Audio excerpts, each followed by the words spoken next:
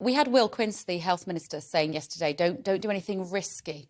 And we've had Matthew Taylor, head of the NHS Confederation and former chief advisor to Tony Blair, talking, I think it was this morning, and he said that don't get drunk should become permanent advice to save the NHS.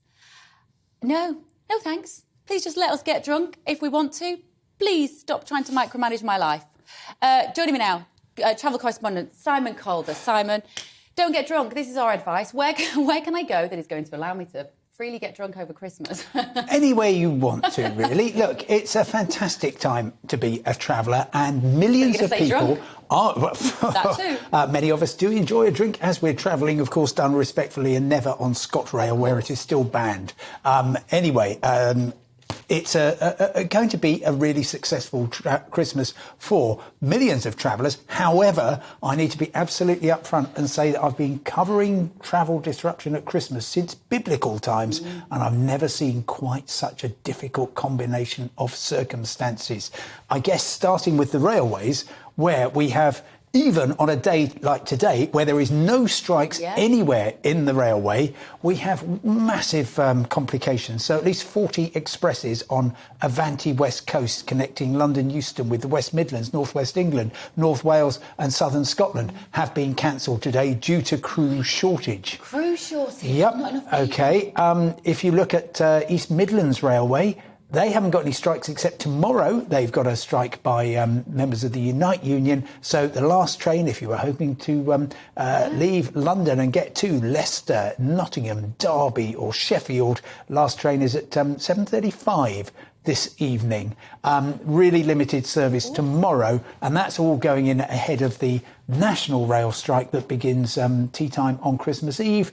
But the effect of this strike, which is by members of the RMT union working for Network Rail, is that services will be really curtailed from lunchtime onwards on Friday. And the last train from places like Edinburgh, from Newcastle, from Leeds to London goes before 10 o'clock in the morning.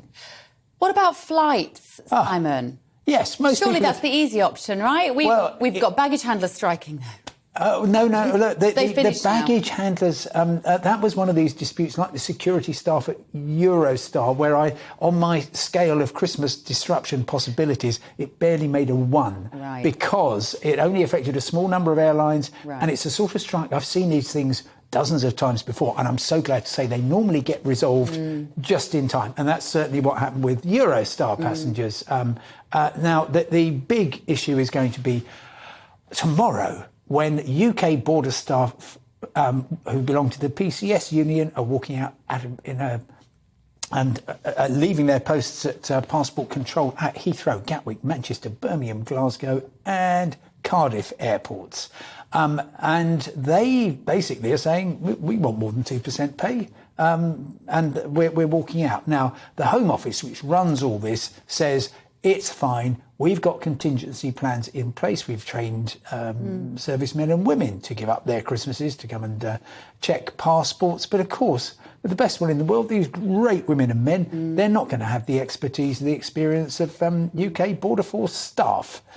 What about things like, if you're listening to this and you know now that your train isn't going to go, but you've got family you want to see, how easy is it to jump on a coach, for instance? Right, OK, coach is absolutely my Christmas staple. That fantastic network on National Express, on Megabus, on Flixbus now.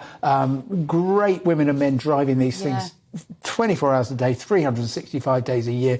The only form of public transport, actually, in the UK on Christmas Day. The trouble is, lots of people, particularly those of us who know how fantastic the buses are, have already booked them up, and there's only a limited number of seats available.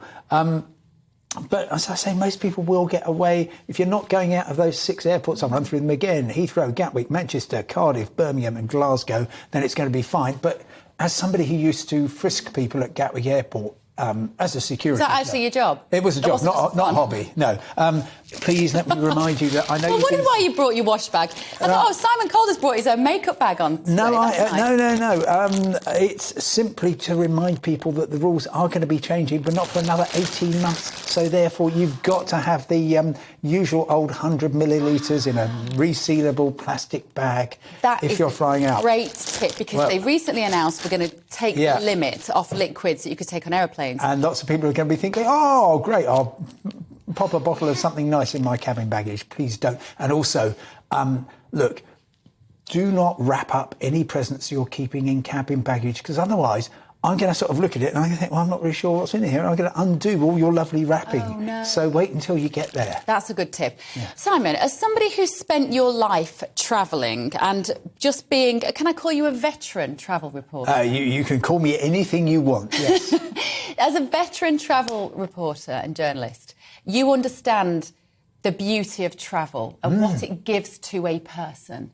How do you feel at the moment, having looked back on the last 3 years, of how difficult it's making human movement? Yeah, because, look, here's the thing. Everybody now appreciates how valuable travel is for us and how important it is to go out and experience the world, different cultures, different cuisines, amazing sights. Our time is limited, and I think we've appreciated in the past 3 years just that it's memories that's the most important thing rather than possessions. So that's why I'm hoping everybody is going to get away and have a wonderful holiday this Christmas. You jolly well deserve it. And in the new year, well, start making your wish list now for the places you're going to go next year. Almost everybody is going to get where they want to be and have a lovely time. Have you been thinking, since we did all the lockdowns and you know, all of the restrictions of going abroad and you needed to do your PCR test and your vaccines and mandates and all the rubbish we've had to deal with, did you keep thinking, oh, well, next month we'll go back to normal? Oh, yeah, absolutely. I was always hugely over-optimistic. Well, I make no apology for it. Travel is the industry of human happiness, and you've got to keep optimistic, but I got it badly wrong. And the idea that we would still, right now, for instance, I'd love to go to Hong Kong, but there's still multiple testing and it's tricky and so on. So I think... Yeah. When is your prediction, Simon Calder? When will we be living back in the normal that we used to have rather than this horrible new normal? OK, I'll give it another 6 months. Remember, the US still will only allow people who are fully vaccinated in. So that's really important for a lot of people who would love to be going off to the US. And by the way, there's a terrible winter storm coming in for the Midwest and Texas. So if you're flying tomorrow, well, check in advance. Right, I will get you back in 6 months and hopefully we'll be living a normal life by then. Thank you so much, Simon Calder.